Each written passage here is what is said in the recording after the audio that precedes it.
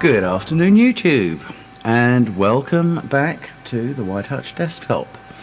Today we're going to have a little look at modifying Minecraft with a few client-side mods as a prelude to modifying the actual game itself. Now, before we actually go into the mods themselves, just one little area of the settings I want to point out to you is this area here.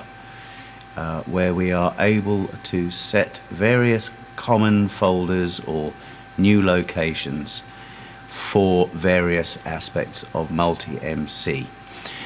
Reasons for doing this range from anywhere between having a central download folder on a network drive that you've stored all of your downloaded mods into, to having a drive set up where you've got all of your different Minecraft instances set up that you wish to access from two different MultiMC clients, for example.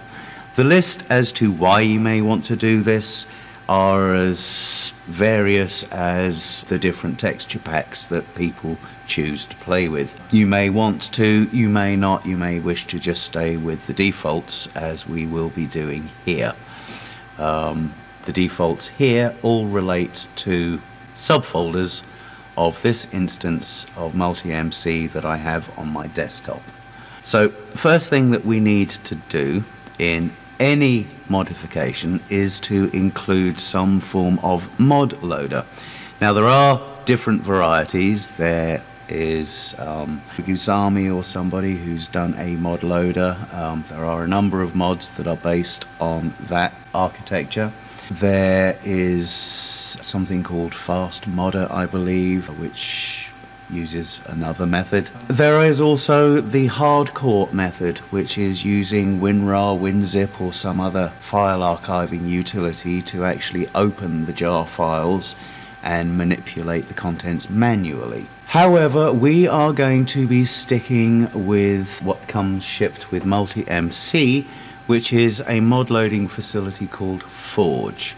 Along with Forge, I will also be showing you this web page here. I'll be referring to this quite a lot in this series because there is a perpetually updated list of all the mods that are 1.46, 1.47 compatible, as well as you see it's a very long and it is growing daily, this list. So as you can see, there are a plethora of mods to choose from, and we're only going to be looking at a very small selection. Yeah, A through to Z. And if you're looking for older mods, further down the thread we have 1.44, 1.42 and 1.32.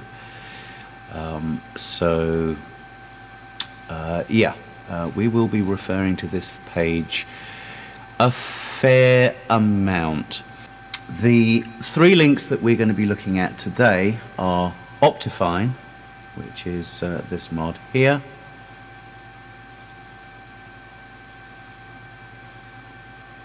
which is going to give us some control and additional display options so that we can fine-tune the game for optimal running.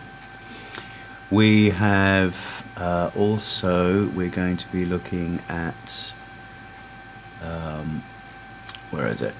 Raise Minimap, looking under R, which is down here. Raise Minimap,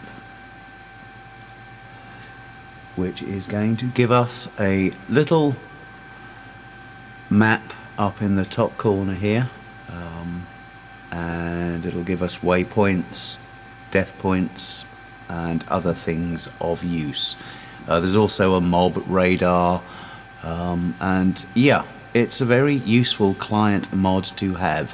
There is also a large map as well, but I'll show you that when we get in, once we've added it. So raise minimap, and the last thing that we're going to be adding is NEI, not enough items. Yes, I know I'm going up to the C's, but this is because it is one of the mods by Chicken Bones, the Chicken Bones mods. There we go, not enough items, NEI. The links to all three of these will be down in the description, and if you're going to be following the series, then yeah, please do go and show these guys some support, because they have the entire modding community has taken Minecraft, opened it up in a number of interesting ways, as we will be finding out. Okay, getting back to modding our YouTuberverse with some of these goodies. As always, we select the version that we're going to modify, and we go to Edit Mods. The first thing that we are going to need, as I said, before we start adding anything into the core mods or the mods folders, we are going to need a mod loader. Now, conveniently, as I mentioned earlier, MultiMC does come with this little link here to Forge, which is why we're going to be concentrating on Forge compatible modifications. Click the button and we get a list. As you can see, there are a considerable number of builds, and which build you're going to use will depend entirely on the mods that you are going to want to use. In the mod list that I showed you earlier, there is a link to Forge itself, and if you visit that page, you will be able to get direct from the developers which, in their opinion, is the most stable current version. At the moment, I believe it is build 497 on version 6, which is actually way back here. So this is a case where the latest is not always necessarily the greatest, because these could be development builds, they could have bugs, they could be betas, you don't know. That's why I say go to the Forge website on the link from the list of mods page and find out what the current stable release is, and go for that as a general rule of thumb. You may find that some mod that you're using requires a specific build. I can't remember which one it was, but I ran across one recently that had a requirement for this build 515. That's not one of the ones we're going to be using today, so we're going to stick with, last time I looked, 497 was the recommended stable build. So that's the one we're going for. As usual, it goes off, grabs what it needs, and puts it where it needs it. Okay, we can now close that. And because we are modifying the actual jar itself, we click this button here to rebuild the jar. Now when we hit play, you can see straight away, in addition to having a mod button here next to our texture pack, we also have here a little report on what's been loaded. As you can see, we're Minecraft 1.4.7, and we've got MCP, FML, Minecraft Forge. 3 mods loaded, 3 mods are active. If we go over to here, we can find out more detail on those mods. MCP is the Minecraft Coder Pack, Forge is the Forge mod loader, and Minecraft Forge is an API that allows mods to work cooperatively, just as it says here. So this is the basis upon which all our modifications are going to be resting. And it's a good idea just to fire the game up with Forge, just to double check that everything's fine. Now what do we need? We need some mods. Alright, the first mods we're going to put in is Raise Minimap. And Raise Minimap, I happen to know from experience, is another one that gets added to the Minecraft jar.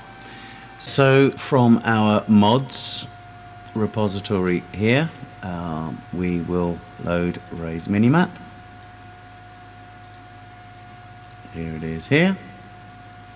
Close, and again we are modifying the jar, so we rebuild the jar file.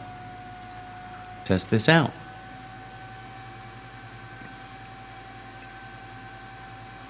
And you can see the number of mods loaded is 4 now, and here you can see Raise Minimap. And let's go into our test world.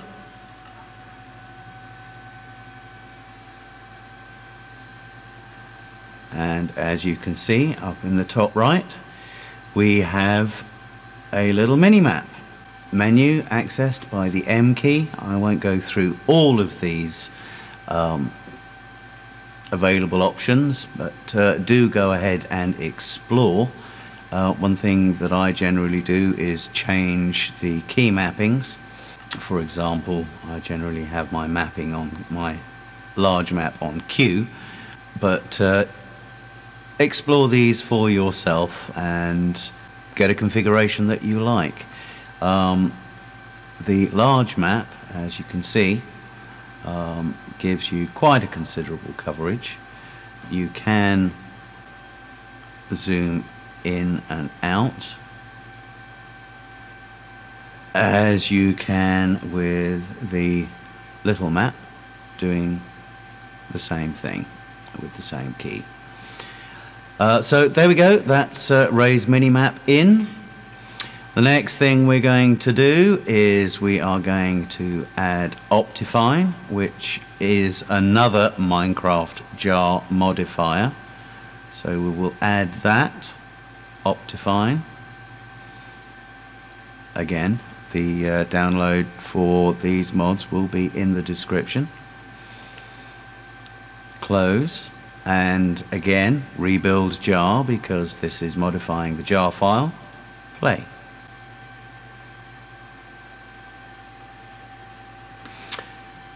Now, you can see here it says 4 mods loaded, 4 mods active. So it didn't go up. However, it does say above it, Optifine is loaded. So it's kind of a hidden mod. But there it is, 1, 2, 3, 4, 5 mods loaded. Not quite sure why it does that, but it is there, it is working. And we can see it working when we go to the options. Within the video settings, we now have vastly more options available to us, with variable render distance as opposed to far normal, tiny, etc. Smooth lighting is on a slider rather than on off. We've got various other subsections here where you can go in and change the mapping, and better grass, clear water, various other display options, animations on and off, etc, etc. Again, as with Raise Minimap, I would highly recommend you spend a little bit of time going through adjusting things so that you can get the best performance to quality ratio for your particular machine and preferences. Okay, so the last set of the last mod we want to add is not enough items, and you will see why we add this once it's in. This, unlike the other two, is a core mod, so it goes in the core mods folder, and as before we'll hit the add button. It goes to our mod repository, and we're going to add the chicken code core because that is the base code for all of the chicken code mods. So we need to add both of these. So these both go into the core mods folder. Close. And on this occasion, because they're not in the Minecraft jar, we do not need to rebuild the jar. We can just test it by hitting play. Okay, now if we just take a little look at what we have in here, we've got Optifine, Coder Pack, Chicken Code Core, not enough items, and you can see there are some plugins to NEI, or not enough items. We don't actually have them, we've just got the basic thing. And there's Ray's minimap. So we now have a fairly heavily modified client. I'll just pot over, well, not heavily modified, but we have a modified client. Let's go into our test world here and have a little look and see what we've added. Okay, oh, night is beginning to fall. So let's just have a quick look. Now, NEI gives us this. I've opened the inventory, and as you can see, we've got access to every single block in the game, an item. We also have some various other things over here, like buttons to switch to creative mode, various other utilities, changing time of day, healing yourself, turning the rain on and off. And these here are inventory save slots. Very handy if you're in creative mode or cheating. If you have a particular inventory layout that you like to have before you go off and do some mining or hunting or whatever, then you can save it in here. There we go, just an example. Get rid of those.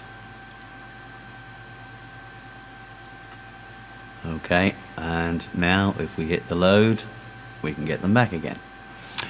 And over here you have options. Again, I will leave you to explore these at your leisure. I'll just point out the main thing here: cheat mode, recipe mode, utility mode. Now, invariably you would want recipe mode.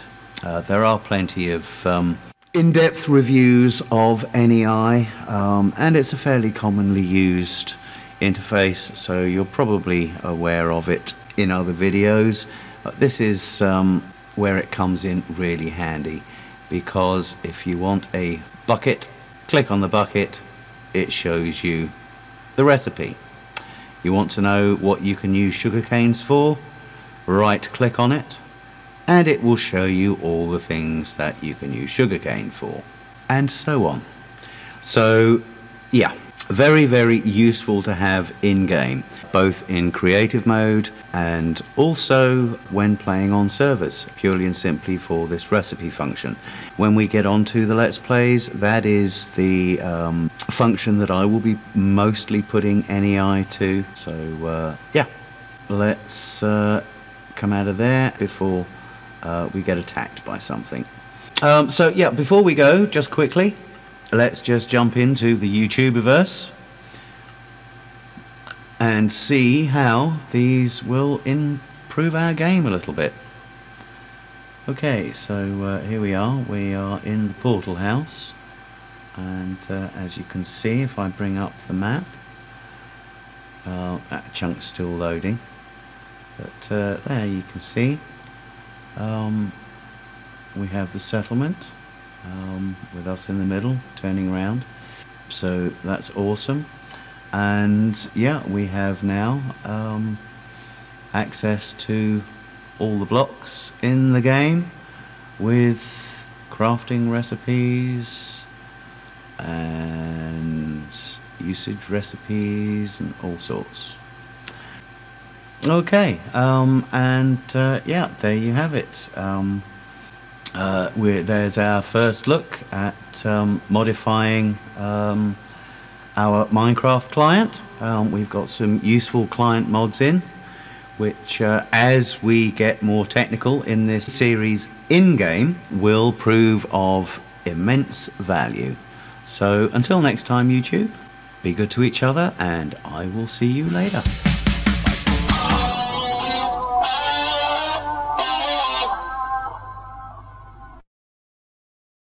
What do you want, sheep? What do you want? Yeah, I didn't think so.